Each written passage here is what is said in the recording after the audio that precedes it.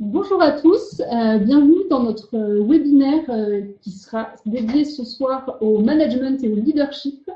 Merci d'être aussi nombreux à vous connecter comme d'habitude et j'ai le plaisir pour cette conférence d'accueillir Olivier Guillet qui va se présenter et qui va nous parler à la fois de leadership et de management et d'innovation managériale. Très bien, merci beaucoup Gaël. Bonsoir à tous. Je suis très heureux d'être avec vous ce soir, même si je ne vous vois pas. Je m'appelle Olivier Guillet, je suis le directeur exécutif de l'École du management et de l'innovation de Sciences Po Paris. Et j'ai été cordialement invité pour échanger avec vous ce soir sur les questions de management et de leadership. Alors, j'ai essayé de le faire de la manière la moins didactique et la moins dogmatique possible. Mon approche va consister essentiellement peut-être à dresser une brève revue de littérature en matière de leadership, qui est un peu le centre de notre sujet, peut-être en commençant avant par quelques précisions terminologiques, pour après passer à ce qui me paraît être un peu le nœud du problème, en tout cas une partie du nœud du problème en matière de leadership, voir un peu là où le bas blesse du côté des managers, voir là où nous avons tous des difficultés et voir comment, en tout cas, dans quel registre il faut se placer pour les adresser. Puis je conclurai avec quelques slides un petit peu plus vivants sur le mode en essayant d'utiliser l'image pour illustrer certains faits, certains grands principes du management et du leadership, en tout cas tel que je me les représente. Donc ceci n'est pas un cours, vous êtes les uns et les autres tout aussi expérimentés que moi en la matière, et plus de présenter un certain nombre d'idées qui, j'espère, pourront nourrir notre discussion. Alors, tout d'abord, en préambule, quelques précisions terminologiques. Peut-être pour différencier le management du leadership, avant tout. Hein, donc, le management, on le sait, se place plutôt du côté du contrôle. Hein, il a l'origine étymologique, on le rappelle, un manus agere, c'est ce que l'on manipule avec la main, ce qui est d'ailleurs assez intéressant d'un point de vue du point de vue de l'idée, parce que ça ferait du management une activité proprement humaine, hein, en tant que nous sommes ces mammifères capables de plein de choses avec nos mains, mais la main est aussi le symbole du contrôle, et c'est quand même souvent comme ça, en tout cas dans la littérature, que le management est appréhendé. Par rapport au leadership, qui est souvent, là je vais le faire de manière assez conventionnelle, et on pourra débattre plus tard si vous le souhaitez, des manières dont on peut dépasser cette définition du leadership, mais le leadership qui, lui, va plutôt se placer du côté de l'influence, hein, qui est souvent défini, notamment chez les anglo-saxons, comme la capacité un peu anormale ou extraordinaire au sens littéral d'influencer autrui. Voilà. Petite précision sur l'innovation, en tout cas telle que je l'utiliserai dans cette présentation. Pour moi, une innovation, c'est une idée utile concrétisée. J'aime assez cette définition, et c'est sans doute cette définition que j'aurai à l'esprit quand je parlerai d'innovation au cours de cette présentation. Alors, ce que je vous propose dans un premier temps, c'est effectivement de parcourir cette littérature du leadership qui est très dense, hein, et très prolifique. Donc, j'ai essayé d'en faire une synthèse assez modeste, mais qui, je l'espère, va nous permettre d'en tirer quelques idées essentielles. Le leadership en tant que tel, tel qu'on l'entend aujourd'hui, en tout cas, c'est une littérature qui a commencé à naître, on va dire, dans les années 1850, au milieu du 19e siècle, même si, dans une acception peut-être plus large de rapport au pouvoir, il va de soi, hein, que l'on a réfléchi à la fois sur les questions de l'influence et à la fois sur les questions du pouvoir depuis bien plus longtemps, chez les Romains, chez les Grecs, chez Machiavel, et chez tout un tas de penseurs occidentaux et autres d'ailleurs. Mais le leadership tel qu'on s'y réfère, notamment dans les sciences de gestion, c'est un concept qui est né avec un individu qui s'appelle Thomas Carlyle au 19e siècle, et qui, avant tout, ce fameux Thomas Carlyle, a été le précurseur de ce qu'on appelait la théorie des grands hommes, qui a été la première manière de regarder le leadership, partant du principe que le leader est nécessairement un grand homme de naissance. C'est-à-dire que là, dans cette conception-là, le leadership ne s'apprend pas du tout. On est un leader. Et ce sont des idées, pour vous donner des éléments de contexte, qui sont nées dans ce 19e siècle, sous influence romantique, notamment du romantisme allemand, dans des contextes militaires et politiques très particuliers, où l'idée était avant tout de préserver un ordre établi. Donc il était important que ce leader soit une figure forte, que ce soit une figure prédisposée à occuper des responsabilités. La métaphore que j'ai choisie, qui paraît un peu évidente, c'est le héros. Le leader, pour la théorie des grands hommes, c'est évidemment une sorte de héros. Alors, évidemment, la grosse limite de cette conception, c'est que ça nous limite le leadership lui-même. C'est-à-dire que du coup, on est un leader, très bien, si on n'est pas leader, qu'est-ce qu'on fait? Et une fois qu'on a identifié tous ceux qui sont des leaders, qu'est-ce qu'on en fait? Bon, première contrainte un peu pratique, je dirais. Et puis, la deuxième contrainte, c'est le fait qu'il n'y a jamais vraiment eu de vérification un peu empirique ou scientifique de ces théories. Ce qui a, évidemment, eu le don d'en proposer d'autres. La théorie qui a naturellement suivi, voire même qui a émergé de cette théorie des grands hommes, c'est la fameuse théorie des traits, qui est née dans les années 1930-1940, sous influence du développement de la psychologie, notamment des travaux de Freud, de Adler, de Jung, etc. Mais le présupposé théorique reste le même. On est leader, en tout cas on est avec des qualités idiosyncratiques, des qualités personnelles, qui vont être plus ou moins propres au leadership. Certaines de ces qualités conviennent au leadership, formidable, on fait des leaders, d'autres ne conviennent pas et on fait autre chose. Et le bon leader, c'est celui qui va avoir la bonne combinaison de ces traits. Il y a un outil que vous connaissez tous, qui est directement issu de ces théories, de la théorie des traits, c'est le fameux test MBTI, vous savez, Myers-Briggs. Vous avez des classifications de types et par exemple Gaëlle va avoir un type INTF, elle va être introvertie, intuitive dans la pensée tout en étant dans les sentiments ou que sais-je, je ne suis pas un spécialiste de cela, mais cela revient à dire que Gaëlle a certains traits qui vont être particulièrement adaptés, alors là pour le coup pour certains métiers. Par exemple, on va dire que les INTF, qui n'est sans doute pas d'ailleurs, je m'en exclus, une bonne classification au MBTI, va être particulièrement adapté, je ne sais pas, moi, pour les métiers de la recherche, les métiers des ressources humaines ou que sais-je. Donc c'est l'idée que certains traits sont particulièrement adaptés à certaines fonctions et à certaines missions de leadership.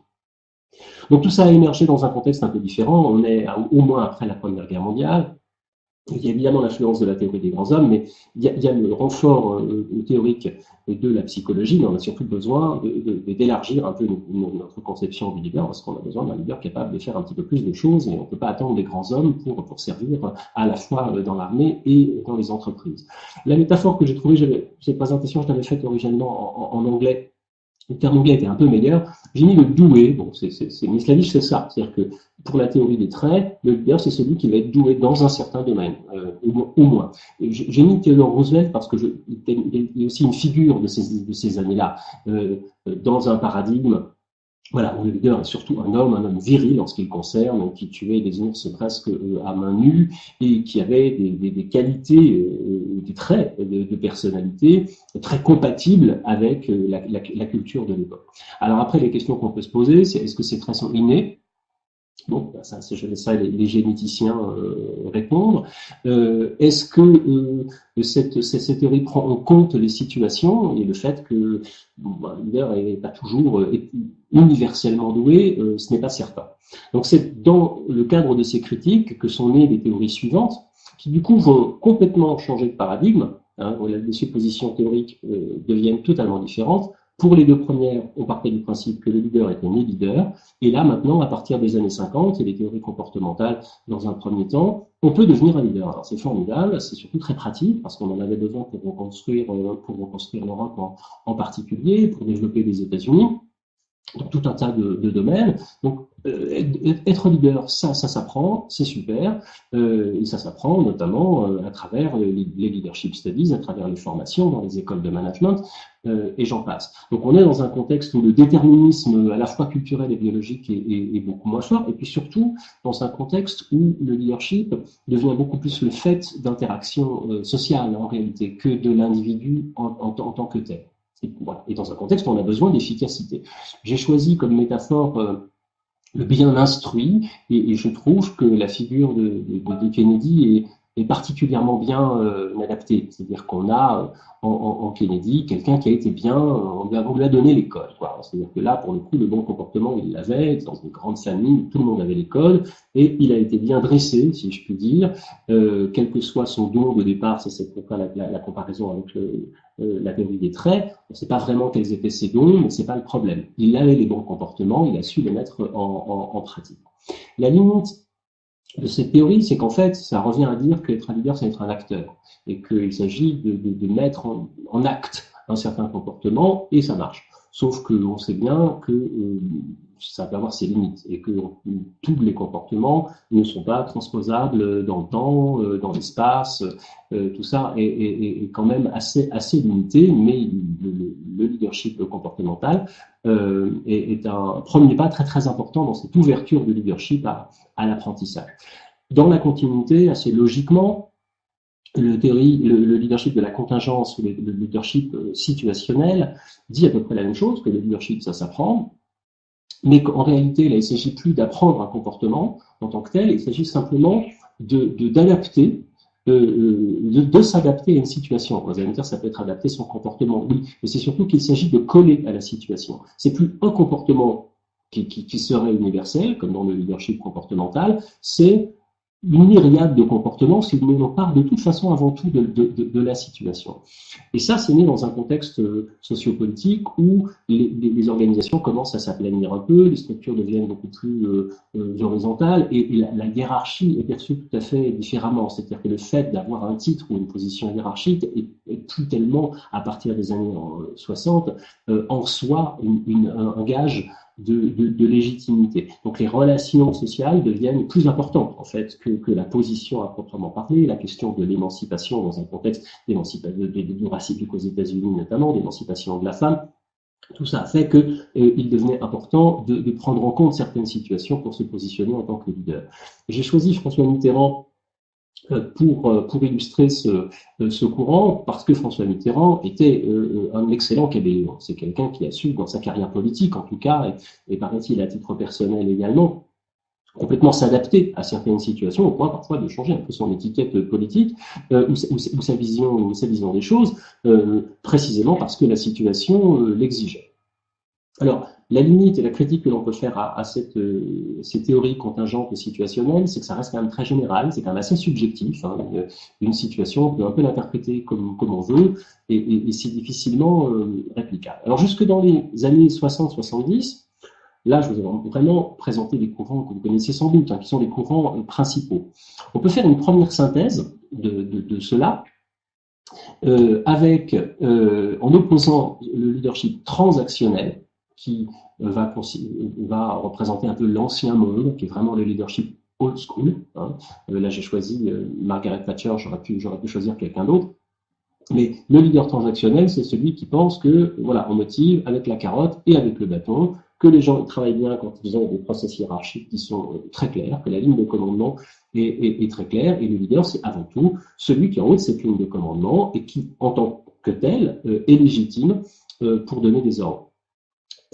À partir des années 70, très clairement dans les années 80, et aujourd'hui on est encore complètement dans ce paradigme, est né le leadership transformationnel. Donc là on est encore en plein dedans, il y a plein de ramifications de ce leadership transformationnel, mais on voit bien qu'on est dans une idée un peu différente aujourd'hui, que cette idée très traditionnelle du leader très vertical, un peu d'inspiration old school, est un peu dépassé, et que on a même un peu intégré d'ailleurs l'idée, moi-même qui suis de la génération un peu du cercle des poètes disparus. Pour moi, l'excellent leader transformationnel, c'est le personnage de Robin Williams dans le cercle des poètes disparus, qui a sans doute fait que je suis devenu prof, qui monte sur les tables, qui harangue les foules, qui est là à la fois pour donner du sens et qui est attaché à la transformation de ces troupes, de ces followers, comme on dirait aujourd'hui. Donc, le leadership transformationnel implique que, d'abord, les gens vont suivre des leaders qui les inspirent, et puis un autre présupposé théorique est qu'une personne qui est passionnée va pouvoir réaliser des choses formidables. Bon, aujourd'hui, on vit depuis un certain nombre d'années plutôt sous l'influence de ce paradigme que sous l'influence du paradigme du leadership transactionnel. Bon, j'ai choisi deux figures, même si alors je sais que vous savez tous plein de choses, sans doute plus que moi d'ailleurs sur Steve Jobs, notamment que c'était pas toujours un individu très charitable. Mais pour autant, toutes les personnes qui ont travaillé avec lui reconnaissent que malgré sa part d'ombre, c'était quand même quelqu'un vraiment qui transformait les gens autour de lui et qui finissait par aspirer un peu les gens, les aspirer et les inspirer. Alors, les critiques qu'on peut faire vis-à-vis du leadership transformationnel, c'est que certains vont dire oui, ça c'est très bien, sauf que ça crée quand même beaucoup trop de dépendance vis-à-vis des leaders. C'est-à-dire qu'on a des leaders qui sont hyper charismatiques, hyper influents, qui changent votre vie, qui sont lumineux, sont solaires, tout ce que vous voulez, sont géniaux même dans le cas de certains. Mais alors du coup, le jour où il n'y a plus de leader, les collaborateurs sont perdus. C'est une première critique qui a été faite. Une autre critique, un peu du moment, qui veut dire que voilà, dans ces environnements où une sorte d'hystéro-affectivité qui règne en permanence, les collaborateurs peuvent parfois manquer un peu de réalisme parce qu'il y a trop d'affect. Bon, ça c'est une autre critique du leadership transformationnel. Mais enfin, aujourd'hui, on est quand même plutôt là-dedans, même si on peut tout à fait apporter des critiques. Alors après, simplement pour vous présenter des courants un peu plus récents en matière de leadership, que vous connaissez peut-être, il y a les travaux de Boyatsis aux États-Unis sur le resonant leadership, qui est en réalité un leadership basé sur alors en l'occurrence c'est résonante, je ne sais pas trop comment le traduire, donc j'ai laissé tel quel, c'est une résonance affective. C'est-à-dire que Boyatsis a beaucoup travaillé avec Goleman, ils ont d'ailleurs coécrit avec Goleman, vous savez, qui a été le premier à écrire sur l'intelligence émotionnelle dans les années 90. Et ce que va dire Boyatsis, le présupposé théorique de cette théorie, c'est qu'en réalité, un leader, c'est quelqu'un qui va être capable de maintenir une bonne qualité de relation. C'est-à-dire, le leadership, c'est avant tout la qualité des relations. Donc, l'intelligence émotionnelle est vraiment au centre, et puis on est dans ce contexte de la fin des années 90 et début des années 2000, où à la fois on commence à découvrir l'existence des émotions au travail, non pas les découvrir, mais en tout cas à essayer de les analyser. Et puis, on commence à avoir des cas, vous vous souvenez du cas de France Télécom, entre autres, des premiers cas de souffrance au travail avec des suicides, enfin des choses tout à fait épouvantables et très médiatisées. Et aussi les premiers échecs globaux. Alors, la métaphore, moi, je dis là, le leader résonnant, d'une certaine manière, c'est le coach. Donc ça doit vous parler, vous en tant que coach, j'imagine. Ça aussi, c'est tout à fait, ça colle au style du leader de notre époque, ce leader coach. J'ai choisi la figure de Clinton, pas tant pour l'homme politique en tant que tel, mais pour ceux d'entre vous qui ont vu ce film où le personnage principal est un certain Stanton qui ressemble comme deux gouttes d'eau à Clinton, incarné par John Travolta, qui s'appelle Primary Colors, qui est un livre écrit à l'origine par un anonyme qui faisait partie de la campagne de Clinton et qui décrit ce leader absolument presque avec des pouvoirs magiques dans sa capacité à créer du lien avec les gens, à les émouvoir, à les toucher, etc. Je vous invite à revoir ce film. Mais Clinton avait manifestement ça, beaucoup de grands politiques l'ont, c'est-à-dire cette capacité à toucher les gens très vite, à se connecter à leurs émotions. Alors, bien évidemment, on voit le pouvoir que cela peut se conférer. Pour autant, on voit bien aussi les limites d'un tel style de management où on peut être un petit peu trop dans l'affect. On peut aussi se prendre à son propre jeu. Très souvent, on se dit je vais me mettre en empathie extrême avec cette personne parce que je vois bien que ça me permet de connecter à un moment donné, et puis me prendre un peu les pieds dans le tapis, puis rentrer dans des relations parfois d'une complexité affective qu'on n'avait pas tout à fait prévue. Et puis après, d'un point de vue strictement de l'autorité et du leadership, c'est vrai que cela peut entraîner la partialité. C'est quand même difficile de déployer des émotions égales avec tous ces collaborateurs. Et puis un autre courant qui me paraît assez intéressant parce qu'aujourd'hui on parle beaucoup de sens. Je le vois moi dans mon métier, on a de plus en plus de jeunes qui veulent s'orienter vers des carrières qui ont du sens. Dans une école de management où il y a 20 ans, on avait beaucoup de jeunes qui y rentraient pour faire du conseil en stratégie, de la finance de marché ou du branding. Aujourd'hui, on a de plus en plus de jeunes gens qui se disent bon, qu'est-ce que je peux faire pour à la fois faire ces métiers qui m'intéressent, mais et où en même temps donner du sens à mon action.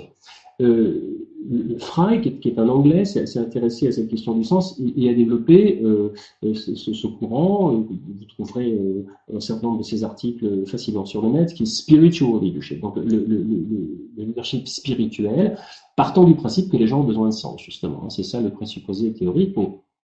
Et là, du coup, en prenant bien acte de la différence qu'il y a entre le management qui est du côté du contrôle et le leadership qui est du côté plus de l'influence, et donc l'influence peut difficilement se passer du sens. Et puis surfant aussi sur ce déclin relatif des religions en Occident. Et évidemment, ce besoin de sens s'est fait plus fort. La métaphore que j'ai choisie, j'ai utilisé le mot pontife. Pourquoi le pontife? Parce que pontifex, étymologiquement, le pontife, c'est celui qui crée des ponts. Et je pense que c'est dans ce sens-là que Fry pense le leader spirituel comme quelqu'un qui crée des ponts entre les individus. Et on voit bien aujourd'hui que les uns et les autres dans nos métiers respectifs, cela fait partie de notre travail de leader. Enfin, moi, je pose simplement une question sur ce leadership spirituel qui est, et si c'est pas tellement les followers qui avaient besoin de sens, mais c'était plutôt le leader qui avait besoin de sens. En tout cas, les deux, ça me paraît une évidence. Et si c'est le leader, eh bien, il faut que lui-même arrive à trouver son inspiration, à trouver du sens, à avoir une véritable réflexion sur son action. Alors, cette brève revue de littérature de leadership étant faite, alors la littérature de leadership est une des plus prolifiques qui existe, donc vous trouverez tout un tas de choses. Vous y êtes sans doute penché vous-même. Alors, j'ai perdu le contrôle. Voilà, c'est revenu, formidable. On continue. La question qui vient immédiatement après, c'est bon, très bien. On a étudié un certain nombre de ces théories pour enrichir notre connaissance et notre pratique managériale. Qu'en est-il vraiment de la situation aujourd'hui? Et on se rend compte que, alors même qu'on a des dirigeants, des cadres d'entreprise qui sont intelligents, peut-être même de plus en plus intelligents, en tout cas très intelligents, et certainement pas moins intelligents qu'ils ne l'étaient auparavant, qu'on a une littérature, on vient de le voir de manière quasi homéopathique, une littérature très vaste et très riche en matière de leadership et de management également, alors même qu'il y a tout un tas de formations parmi les plus prestigieuses et les plus coûteuses, comme vous le savez. Là, je pense que j'ai un ami qui part aujourd'hui à Boston faire le fameux séminaire en 6 semaines de Harvard pour la modique somme de $80 000, donc 6 semaines à $80 000. Vous voyez, tout ça se monnaie très très bien. Malgré cela, on a des échecs majeurs qui demeurent en matière de leadership. Des échecs qui parfois prennent des dimensions planétaires, mais en tout cas qui, quand on regarde les études en la matière, ne faiblissent pas. C'est-à-dire qu'il n'y a pas d'inversement de la courbe en matière d'échecs de management et de leadership, parce qu'aujourd'hui, il y aurait davantage de recherche en la matière et donc de techniques et de littérature disponible. C'est assez intéressant. Alors, moi, j'aime bien faire la distinction suivante. En réalité, quand on regarde de près ces échecs, il y a deux choses. Il y a ce que j'ai à droite considéré comme étant des erreurs. On fait des erreurs dans le management, dans le leadership, comme vous, on fait des erreurs. Ces erreurs, elles sont souvent contextuelles, c'est-à-dire qu'on les fait dans un moment donné, bon, très bien, qu'elles font complètement partie du processus d'apprentissage, ce qui ne veut pas dire qu'elles ne sont pas graves. Parfois, malheureusement, on fait des erreurs qui ont des conséquences fâcheuses, mais elles font quand même partie du processus d'apprentissage, et ces erreurs, on peut les dépasser, on peut les éviter aussi en comprenant, en utilisant sa raison, son intelligence, en allant dans la littérature du leadership, dans la littérature du management, en essayant de comprendre, je dirais rationnellement, presque un peu techniquement, ce qui s'est passé. Bon, ça c'est une partie des échecs. Mais c'est pas la totalité des échecs, loin s'en faut. Je ne saurais pas vous dire quelle proportion, mais peut-être serez-vous d'accord avec moi pour dire qu'une grande partie de ces échecs sont au moins autant ce que l'on pourrait appeler des blocages que des erreurs. Des blocages personnels, j'entends. Des échecs qui viennent de limites personnelles structurelles et qui, là, pour le coup, ne font pas du tout partie du processus d'apprentissage, qui bloquent le processus d'apprentissage, qui fait qu'à un moment donné, un leader a échoué, parfois de manière spectaculaire, parfois de manière dramatique, mais parce qu'au fond, il a une sorte de blocage personnel, de blocage individuel. Et que là, en l'occurrence, c'est pas en lisant la littérature du leadership, c'est pas en intellectualisant à l'extrême les process de son entreprise qu'on va réussir à dépasser ça. Ça va être véritablement en travaillant sur soi. Un certain Ronald Burke, dans les années 2000, s'était intéressé aux causes des échecs du management et qu'il en a identifié notamment 6, parfois plus selon certains de ses articles, et qu'on voit bien que ces causes du management, arrogance, insensibilité, égoïsme, perfectionnisme, ne relèvent pas de la technique, qu'on est vraiment dans le personnel et on est dans le blocage personnel. Et que si on voulait extrapoler, ça c'est plus Burr que c'est moi, qui imagine des antidotes pédagogiques à ces causes d'échec du management, on voit bien qu'on est dans les soft skills, on est dans les sciences sociales, on est dans les sciences humaines, mais là, une fois encore, on n'est pas dans la technique. Alors mes antidotes ne sont certainement pas les bons, c'est juste pour la discussion et la réflexion. Et qu'on voit bien que effectivement un arrogant gagnerait à mieux se connaître, à travailler dans la diversité, une personne trop timide gagnerait à apprendre à travailler en équipe, mais on n'est pas dans de la technologie, on n'est pas dans des sciences de gestion au sens classique. Et qu'il est important pour développer cette connaissance de soi, d'abord de prendre conscience que l'on évolue psychiquement à 4 niveaux minimum en permanence, c'est-à-dire qu'on a une fonction psychique qui gère les sensations, une autre qui gère l'intellect, une autre qui gère les émotions, une autre qui gère l'intuition, et qu'à chacune de ces fonctions psychiques correspondent ce que l'on pourrait appeler des réalités qui sont tout à fait différentes. C'est-à-dire que ce que l'on pourrait appeler la réalité matérielle qui correspond à la fonction psychique sensation, est peuplé de faits, de mots, de concrets, d'actions, de plans, de chiffres, etc. Que la réalité intellectuelle qui correspond à notre fonction psychique de la pensée est peuplée d'opinions, de concepts, de débats, d'avis, de philosophie, de schémas, etc. Que la réalité affective qui correspond à notre fonction émotionnelle est peuplée de sentiments et que la réalité symbolique qui est faite de culture, de codes, de symboles, de sens au sens général correspond à notre fonction psychique, intuition. Et ce que je disais, c'est que les écoles de management pendant assez longtemps ont su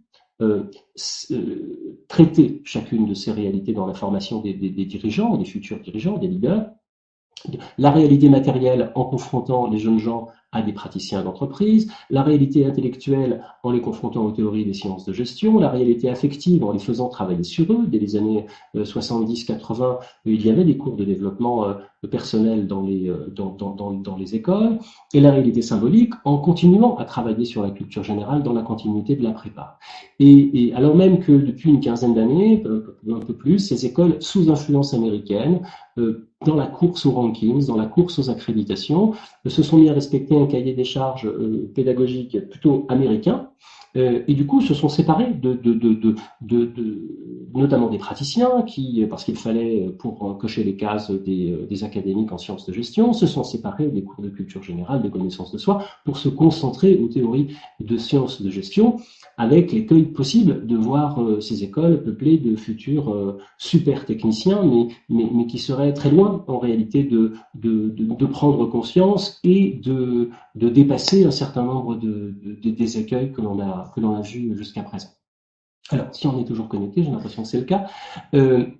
Pour conclure, 4 ou 5 images qui me paraissent assez éloquentes.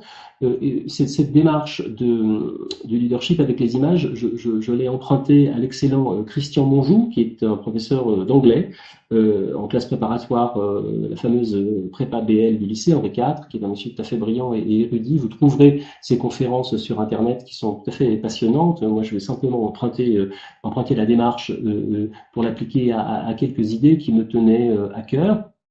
Alors, la première image que l'on voit, c'est Élisabeth Ier. Si je devais vous poser la question de l'âge qu'elle a sur la photo, d'instinct, vous me diriez qu'elle était assez jeune sur cette photo, pardon, sur ce tableau. Et vous auriez raison, elle est jeune. Et ce qui nous amène à penser qu'elle est jeune, c'est l'hypertrophie des signes, le besoin de montrer sa puissance et donc sa légitimité à travers la couronne, une robe fastueuse, un sceptre avec des diamants, etc. Tout ça pour un peu compenser cette jeune femme qui de seul coup devient reine d'Angleterre. Cette image pour illustrer que plus les signes sont hypertrophiés, plus le sens est hypotrophié.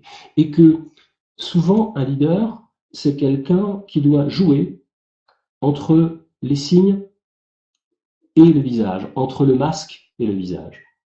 Et que être un bon leader dans un contexte donné, il me semble que c'est en grande partie être capable de trouver le juste milieu entre suffisamment de visage et suffisamment de masques. Trop de masques, on est dans la posture absolue et bien sûr on incarne la fonction, voire même on est la fonction, mais on n'a pas beaucoup de commitments, comme diraient nos amis anglo-saxons. Ça fait difficile d'engager des collaborateurs avec uniquement un uniforme, si je puis dire, en tout cas un masque fonctionnel. Et trop de visages, ben, je suis sûr que vous en avez tous les uns et les autres fait des frais par moment, c'est-à-dire que parfois on est un peu trop affecté sur le plan émotionnel, on est un peu trop vulnérable tout simplement. Donc le leadership, c'est aussi un jeu de masques et de visages. Le leadership, c'est aussi, et toujours Élisabeth Ier, c'est aussi distinguer, c'est sélectionner, c'est faire le tri. On le voit sur ce tableau, Élisabeth Ier munie de son tamis, le tamis ayant avant tout pour fonction, évidemment, de faire le tri. Le leader est celui qui va trouver une partie de sa légitimité dans la capacité à trier les gens, à sélectionner les bons collaborateurs, à le faire dans la diversité. Et après, à développer des liens avec ses collaborateurs qui vont toujours se faire dans la distinction. Des liens qui vont pas simplement être dans l'information, mais qui vont être dans la communication. Un leader n'informe pas, un leader communique. C'est pour ça qu'un leader doit se méfier du pire ennemi du leader moderne, qui est le mail, qui est ce truc épouvantable, qui contraint le leader à l'information et qui le prive potentiellement de son pouvoir le plus essentiel, qui est la communication. Alors on peut bien communiquer dans un mail, mais ça prend du temps et c'est pas toujours possible quand on reçoit des quantités qu'on reçoit tous chaque jour. Autre image intéressante, c'est ces deux Napoléons, dont on pourrait penser a priori qu'ils expriment la même chose, cette espèce d'inflation de l'ego, d'hyper-pouvoir concentré en une personne, alors qu'en réalité, il n'exprime pas du tout la même chose. Quand vous regardez de près la photo de gauche de Napoléon Bonaparte qui traverse les Alpes, vous voyez sous le cheval, vous voyez les hommes, vous voyez les soldats qui poussent le canon, qui avancent avec lui. Donc là, Napoléon, en l'occurrence plutôt Bonaparte, est avec son équipe. Il est véritablement de leader, il est en mouvement, il est dans l'action, il montre une direction, mais il est avec ses troupes. Alors que là, on voit bien que dans l'image de droite, c'est un peu le début de la fin, c'est-à-dire qu'on est il est dans le formol, c'est la cristallisation du pouvoir. Là, encore une fois, hypertrophie des signes, hypotrophie du sens. Et on voit bien les écueils dans lesquels va facilement pouvoir tomber ce personnage, en tout cas tel qu'il est représenté, en l'occurrence par Ingres sur ce tableau.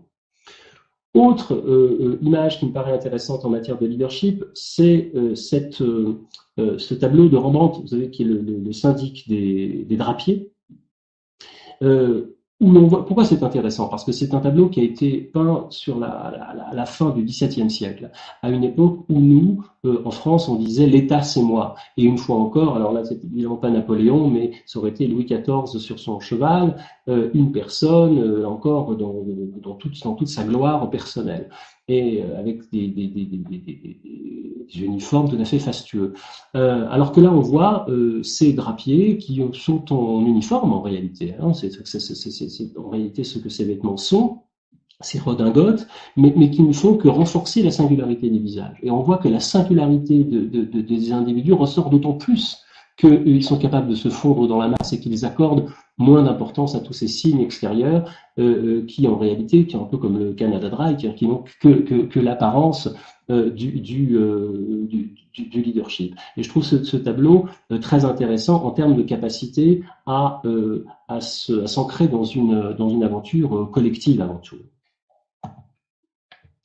Autre image très intéressante, je voulais utiliser ces images pour parler du temps, qui est évidemment un élément important dans la vie d'un leader. On parle de timing dans les entreprises et dans tout un tas d'autres domaines. On voit dans la photo de gauche ce chevalier de Malte qui a son rapport au temps, qui touche de la main, il veut le maîtriser ce temps qui est le temps des horloges, ce que les Grecs auraient appelé chronos, qui est le temps qu'on mesure. On voit à droite une conception beaucoup plus intéressante du temps. On voit cette femme qui a également une horloge près d'elle, donc cette symbolisation de chronos, du temps qu'on mesure, mais qui a également, en tout cas dans la représentation graphique, deux autres dimensions du temps que les Grecs étaient capables d'appréhender, qui sont l'aion, c'est-à-dire le temps de l'affect, le temps de la durée, dirait Bergson, qui est très important d'apprécier pour un leader, et puis le kairos, qui est chez les Grecs le temps de l'opportunité, qui pour un leader est la finalité. C'est-à-dire qu'un leader, un manager, c'est quelqu'un qui doit être capable de saisir les bonnes opportunités. On le sait tous. Et là, on voit sur cette photo que cette femme n'a pas seulement l'horloge qu'elle tient de la main, elle est dans un temps où il y a ce petit chien qui symbolise le rapport à l'affect, à l'intimité, à l'intériorité.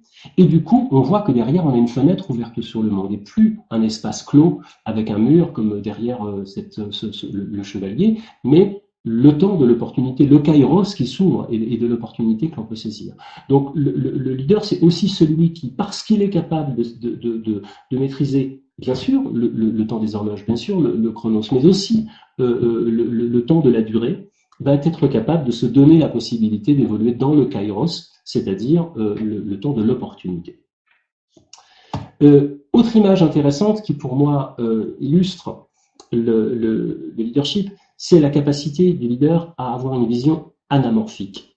On voit un lapin, on voit un canard, voyez ce que vous voulez. En réalité, un leader doit être capable de voir les deux, pas sur cette image en particulier, mais pour l'exemple, le leader est celui qui doit être capable de porter sur les choses un regard anamorphique, qui doit être capable de voir la menace dans l'opportunité et de voir l'opportunité dans la menace. Un autre exemple de cela, prenez ces images du peintre italien Arcimboldo, que vous connaissez, à gauche, on ne sait pas trop ce que... Si vous ne regardez que l'image de gauche, on ne sait pas ce que c'est. Si, c'est une corbeille de fruits, mais voilà, on voit un objet inerte en réalité. Alors qu'il suffit de renverser son regard, en l'occurrence de tourner simplement le tableau, et en tournant le tableau, on voit un visage. C'est ça, avoir un regard anamorphique. C'est être capable de voir une présence quand d'autres voient un objet inerte. Et c'est vrai qu'en tant que leader, c'est pas du tout la même chose de regarder ses collaborateurs en tant que présence, et on en obtient évidemment, comme vous le savez, pas du tout la même chose non plus. Pour conclure, d'autres images qui me paraissent intéressantes et qui nous ramènent à l'innovation.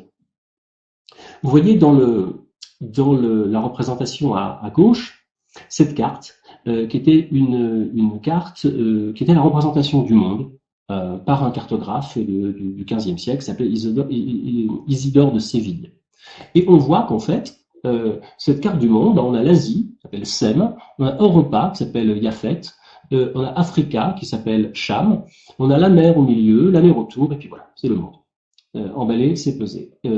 Et en réalité, personne ne s'inquiétait de savoir si ça correspondait à la réalité. Pourquoi? Et personne ne proposait d'autres cartes. Pourquoi? Parce que dans la Bible, il est dit qu'après le déluge, Noé avait trois fils. Et trois fils qui étaient Sam, Cham et Yafet.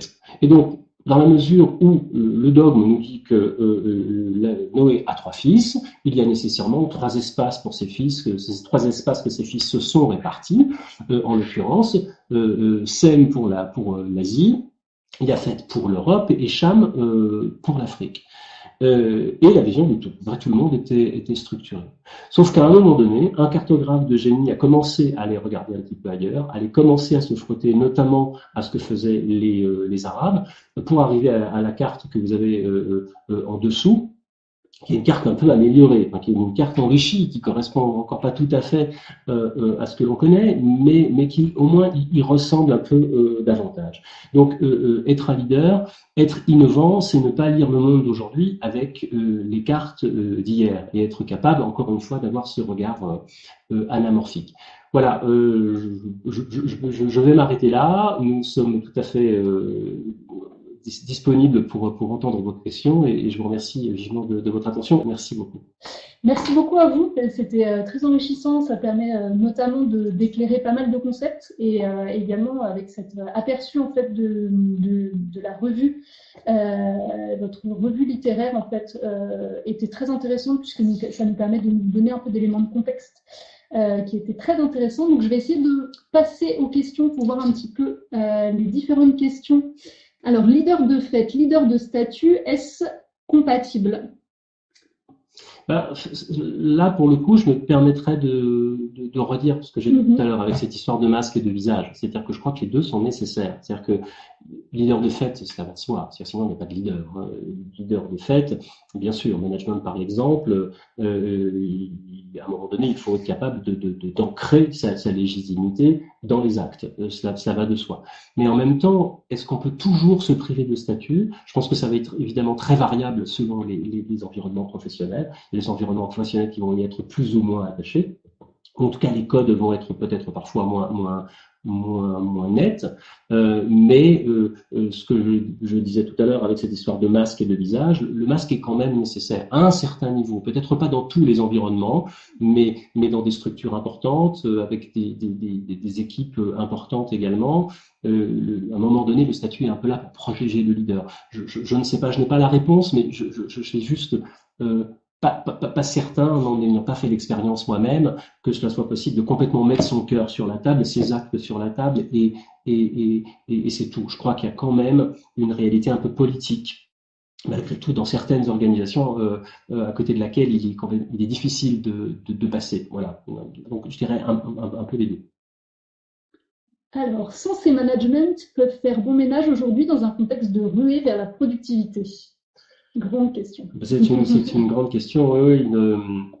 Mais je pense qu'il faut pas il faut se poser la question, il faut simplement faire une condition, c'est-à-dire que aujourd'hui, le management doit se réapproprier le sens. Vous savez, quand on a créé cette école à Sciences Po l'année dernière, on nous a dit, mais pourquoi vous appelez ça école du management alors qu'en réalité vous critiquez beaucoup le management, vous êtes assez critique par rapport aux sciences de gestion et au management, alors du coup vous feriez mieux de l'appeler autrement. Mais non, on veut pas, c'est pas parce qu'on veut créer une école où on replace le sens pardon, au centre de la pédagogie et du management et de l'économie qu'on va se priver du mot management, qui est quand même un mot très pratique que tout le monde comprend et qui permet d'orienter les jeunes dans leurs études. Il s'agit simplement de placer le management, le sens au centre du management. Donc, il faut simplement redéfinir un certain nombre d'objectifs, et je pense que c'est une partie de notre société qui, parfois, va devoir être un peu repensée pour que les managers, les consommateurs, les citoyens trouvent du sens.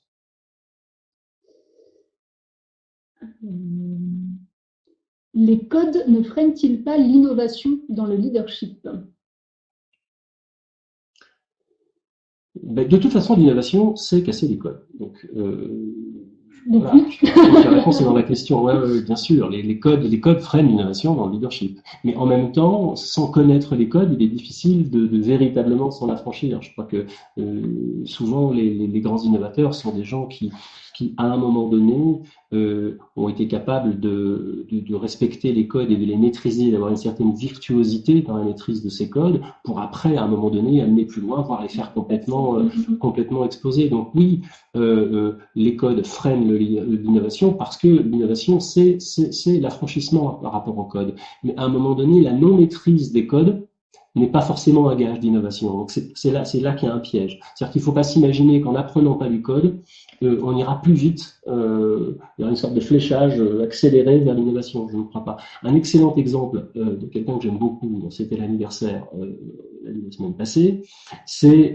Jean-Sébastien Bach. Prenez Jean-Sébastien Bach, qui n'est pas considéré comme un compositeur spécialement innovant, mais juste considéré comme le plus grand que la Terre ait porté. Et ce musicien il n'avait pas envie d'innover. Son but dans la vie, c'était pas l'innovation. Son but dans la vie, c'était de faire la meilleure musique possible, mais comme un artisan essaie de faire la meilleure chaise possible ou le meilleur fromage possible, avec le même respect des procédures, la même attention aux détails, le même engagement, la même concentration, etc. Donc, il n'était pas en train de se dire qu'est-ce que je peux faire pour innover dans la musique. Et au final, il a innové dans la musique. Il a redéfini la théorie musicale, il a posé la grammaire de toute la musique que l'on écoute encore aujourd'hui. Mais c'est simplement qu'il s'est mis dans une posture de telle maîtrise des codes qu'il était capable de les penser, de les critiquer, de les réinventer pour après laisser exprimer son génie. Donc oui, les codes freinent l'innovation, mais en même temps, je crois qu'il faut les connaître pour s'en affranchir. Alors, justement, une question sur la distinction entre leadership et management. Le leader est-il indispensable pour un bon management? Le leader est-il indispensable pour un bon management? Oui, alors après, ça c'est une discussion qu'on peut avoir, c'est-à-dire que c'est le mot leader en fait que l'on peut contester. En réalité, est-ce qu'on se reconnaît tous dans le mot leader? Pas sûr. C'est-à-dire que si le leader il est défini comme je vous l'ai défini en introduction, qui n'est pas forcément la définition que je préfère, mais qui est la définition la plus acceptée, c'est-à-dire l'influence. Est-ce que l'influenceur est nécessairement le meilleur manager? Est-ce que l'influenceur est celui qui influence le plus et est nécessaire au bon management dans tous les contextes? C'est pas sûr. Il est souvent utile. Bien sûr, tous au quotidien, on doit faire preuve de capacité à convaincre, à influencer. Mais si c'est ça le leadership, je pense que c'est relativement utile. Est-ce que c'est indispensable au bon management? Le leader, c'est avant tout celui, aujourd'hui en tout cas, c'est avant tout celui qui va permettre au groupe de se constituer autour de lui.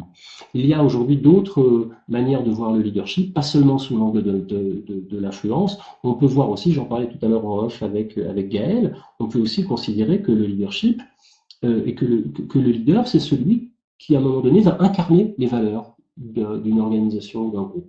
Et que les gens vont presque auto-proclamer, ou en tout cas, vous arrivez dans une organisation, les choses se font naturellement, vous êtes une sorte d'écran blanc, et les gens projettent sur vous le leader idéal. Et parce que vous incarnez au sens propre, c'est-à-dire que physiquement, dans votre manière de parler, dans votre manière d'être, votre savoir-être, votre savoir-faire aussi colle complètement à ce que une organisation, à un moment donné, attend de son leader. Et à ce titre, vous allez être érigé en leader. C'est peut-être ça, au final, le leadership. C'est pas forcément celui qui va être le meilleur techniquement, c'est pas celui forcément qui va influencer le plus, c'est celui qui va être une sorte de plus petit dénominateur commun et auquel on va pouvoir confier les projets et les valeurs, un peu comme une sorte de gardien du temple. Donc, si c'est ça le leader, oui, je pense qu'il est indispensable au management. Alors, leader transactionnel contre leader transformationnel, que doit faire le manager? Bonne question. Je crois là aussi peut-être un peu les deux. Hein. Moi, je n'aime pas trop tomber dans l'angélisme en général. C'est vrai que le leader transformationnel, il est plus sexy. Hein. Ça, c'est pas un jugement de valeur de Steve Jobs contre Margaret Thatcher, vous l'aurez compris. Hein. Mais voilà, on se rêve tous. Enfin, voilà, c'est plus agréable de se dire je suis un leader transformationnel que de se dire je suis un leader transactionnel. Pour autant, là aussi, il y a des contextes dans lesquels le leader transformationnel n'est pas adapté. Il y a des contextes dans lesquels on attend avant tout du leader qu'il décide et qu'il le fasse, pas spécialement en y mettant les formes. Peut-être d'ailleurs certains d'entre vous travaillent dans ces contextes-là, et d'ailleurs peut-être certains d'entre vous sont en souffrance parce qu'ils se disent moi ma sensibilité serait plutôt d'être un leader transformationnel, mais moi dans l'environnement dans lequel je suis, c'est vraiment la carotte et le bâton, et moi pour moi être leader c'était une sorte de garde-chiour, mais je m'en serais bien passé. Ou inversement, peut-être que certains d'entre vous sont dans des environnements très start-up, etc., une conception un petit peu plus militaire, un peu plus traditionnelle, qui est très bien aussi. Je pense que là encore, il n'y a pas de recette. Je pense qu'il faut être capable de faire les deux. C'est-à-dire être capable de faire les deux, parce qu'aujourd'hui on change tous de job, on peut tous changer d'environnement et on peut à un moment donné nous demander d'agir d'une certaine manière et puis à un autre moment. Et puis aussi parce que la réalité de ce leadership, même si à un moment donné on emploie tellement le mot qu'on ne sait plus trop ce que ça veut dire, mais la réalité de ce leadership, elle est plurielle. C'est-à-dire que c'est pas tout n'est pas transformationnel. À un moment donné, vos collaborateurs vont vous demander un peu de fermeté, de décision et de clarté. Et, tout le monde n'a pas besoin d'un gourou. Donc là aussi, je pense qu'il faut surtout faire émerger de soi un leader qui vous ressemble et qui fonctionne dans le contexte dans lequel vous êtes. Et puis si ce contexte est suffisamment important pour vous, eh bien vous pouvez développer d'autres capacités. Si en réalité ce contexte ne vous convient pas, je pense qu'il vaut mieux aller se positionner dans un contexte où votre type de leadership est plus adapté. Parce que parfois, en réalité, je pense que certains d'entre vous seront d'accord avec moi, on a tous fait l'expérience de leaders qui n'étaient pas terribles. Mais en réalité, on les recroise 3-4 ans plus tard, ils sont dans une autre entreprise, dans un autre contexte, on voit qu'ils ont super bien réussi, ils ont l'air épanouis, tout va bien, ils ont perdu du poids, ils ont les cheveux qui repoussent, et on voit bien qu'il y a un épanouissement qui s'est fait dans un autre contexte, parce que leur style de leadership était peut-être plus adapté à ce contexte-là. Donc je pense pas qu'il y ait vraiment de règles, mais c'est bien, je crois, de connaître ces différentes approches, pour les explorer et un peu parfois aussi pour se découvrir, parce qu'on a parfois basé sur nos expériences respectives, on peut avoir des représentations inadéquates de notre style de management. On se rêve en leader transformationnel alors qu'en fait on n'est pas du tout fait pour ça et qu'on a peur d'être un leader transactionnel parce que notre père était hyper autoritaire et que on a peur de reproduire ça et de devenir un tyran alors qu'en réalité on peut être un super leader, vaut mieux être un super leader transactionnel qu'un mauvais leader transformationnel. Justement, une question aussi qui se réfère à cette notion-là, et notamment aux questions générationnelles, on en parlait aussi en off, qui est est-ce que, alors, le leadership de Steve Jobs peut-il être applicable à la nouvelle génération, surtout en France? Est-ce qu'il y a une question justement générationnelle, type de leadership contre génération? Ça dépend si le type de leadership est très marqué, c'est-à-dire que est marqué dans la génération. Moi, je crois que il y a des leaders d'un certain âge qui restent d'excellents leaders, y compris avec les jeunes. Je crois qu'il n'y a rien de pire pour dans ces interactions intergénérationnelles que de vouloir surjouer le jeunisme. Ce que l'on fait généralement sur les bases de notre propre jeunesse. Donc, du coup, on va employer les blagues, les expressions prétendument branchées de notre jeunesse qui ne correspondent pas du tout à celles des jeunes d'aujourd'hui. Après, sur le style de management, je ne suis pas un expert de ces questions, vous en savez sans doute plus que moi, mais moi, de mon expérience, j'ai l'impression que les jeunes, en tout cas les moins de 30 ans, aujourd'hui, vont accorder beaucoup plus d'importance à la consultation ou à la participation, c'est-à-dire que, en tout cas, le leader, même s'il doit émerger, même s'il doit décider, il ne doit pas s'ériger en leader pour beaucoup de jeunes, j'ai l'impression. C'est-à-dire que la figure du leader, qui était quelque chose d'un peu héroïque dans des époques anciennes, ce qui était un peu une fin en soi, qui était la raison pour laquelle on faisait ces grandes écoles, etc. Et du coup, vous voyez, le fait d'avoir une cravate, c'est une manière implicite de les dire, vous voyez. Bon, je l'ai mise aujourd'hui, mais je la mets parfois, bien sûr, dans certains contextes, je ne sais pas s'il l'exige, mais en tout cas le recommande. Pour autant, tous ces signes extérieurs de leadership, à mon avis, sont à manier avec prudence auprès des jeunes qui vont être beaucoup plus critiques de l'autorité et qui vont être beaucoup plus attentifs à la légitimité dans les faits, comme quelqu'un l'exprime, dans les actes, comme l'un d'entre vous l'exprimait tout à l'heure. Justement, il y avait une question sur l'évaluation du leadership, puisque on avait justement la question de quelqu'un qui disait comment faire avec un leader qui n'est pas génial, justement. Et ben ça, en France, c'est un vrai problème. Aux États-Unis, il semblerait qu'ils aient réglé le problème, c'est que tout le monde évalue tout le monde. Comme ça, c'est facile. Et je trouve ça très bien. C'est pas toujours agréable, mais de la même manière que c'est pas agréable d'être évalué en tant que collaborateur, bon, c'est pas agréable d'être évalué en tant que leader. C'est vrai que nous, on a une conception qui vient de notre histoire aussi, hein, c'est-à-dire que les États-Unis, c'est une culture, c'est avant tout une culture de marchands, donc l'objectif est l'efficacité commerciale, et si l'efficacité commerciale doit passer par la remise en question du leader, eh bien, so be it. Chez nous, on est quand même on vient d'un long passé aristocratique où voilà, il est difficile de contester l'autorité, si ce n'est d'un point de vue un peu social, comme c'est le cas aujourd'hui pour ceux d'entre vous qui sont dans l'est de Paris et qui vont essayer de rentrer chez eux par les transports ou par la SNCF. Bon, évidemment, on conteste le pouvoir, mais en réalité, remettre en question le leader sur la forme, voire même sur le fond, dans sa légitimité, c'est quelque chose dans les entreprises, en tout cas, qui aura du mal à s'imposer, mais pour autant, dans la mesure où c'est cadré, où c'est fait avec bienveillance, de la même manière que, je dirais, top-down, ça doit aussi être fait avec bienveillance. Je pense que c'est important. C'est vrai qu'on a, je ne sais pas comment c'était formulé dans votre question, c'est vrai qu'il y a des leaders qui sont pas terribles. Pas génial. Voilà, Pas génial, voilà. pas génial. Bon, c'est vrai. Après, on peut aussi, en fonction du contexte, on peut aussi un peu aider son leader. Hein. C'est-à-dire que non pas devenir le coach de son leader, mais on peut aussi lui donner euh, les moyens de s'exprimer un peu différemment, ou en tout cas peut-être pas de devenir la personne la plus charismatique de la Terre, mais en tout cas d'avoir suffisamment d'outils. Moi, je crois que on parle beaucoup de bienveillance aujourd'hui, c'est devenu un peu à la mode, il faut faire preuve de bienveillance, etc. Oui, moi, je trouve que la bienveillance, c'est bien, mais c'est un concept un peu mou. C'est-à-dire que il y a mieux que la bienveillance, il y a la bienfaisance. C'est-à-dire qu'on peut agir dans le sens du bien, notamment du bien commun. Euh, euh, sur le plan des valeurs, je suis sûr que certains d'entre vous ont fait l'expérience de ça, et notamment du fait de donner le bénéfice du doute aussi.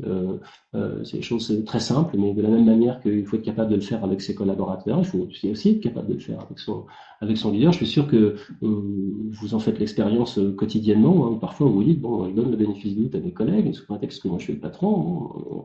On part du principe que je suis nécessairement dans une posture d'autorité ou de critique ou de surveillance, etc. Alors que c'est bien évidemment pas le cas. Donc oui, on n'a pas toujours des leaders, des leaders géniaux, mais peut-être qu'on peut parfois les aider.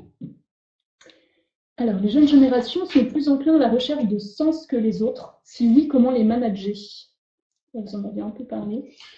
Oui, c'est-à-dire que vous avez parfaitement raison. C'est-à-dire que les jeunes générations sont en recherche de sens, en tout cas de sens différents, parce que je ne crois pas que les générations d'avant n'avaient pas de sens à leur vie, c'est simplement qu'ils se faisaient une représentation de la réussite qui était un peu différente. C'est-à-dire que les générations antérieures se disaient, bon, alors la réussite, c'est quoi? Si je le prends à l'extrême, hein, imaginez que vous ayez super bien réussi selon les critères de la culture, il y a 20 ans, c'était je fais ma prépa à Henri IV, j'intègre en management, par exemple, HEC. À la sortie d'HEC, je fais mon stage de fin d'études chez Morgan Stanley ou dans un cabinet de strat prestigieux. Je m'achète un 4x4 Porsche et puis je deviens junior partner. Puis de junior partner, je deviens senior partner. Tout était assez balisé. Et c'est pas que ça avait pas de sens, c'est que c'était une représentation de la réussite pas mal portée sur l'académique, pas mal portée sur le matériel, etc. Et les jeunes aujourd'hui sont moins là-dedans, c'est vrai. Ils éprouvent le besoin de contribuer au développement du bien commun dans la société, etc.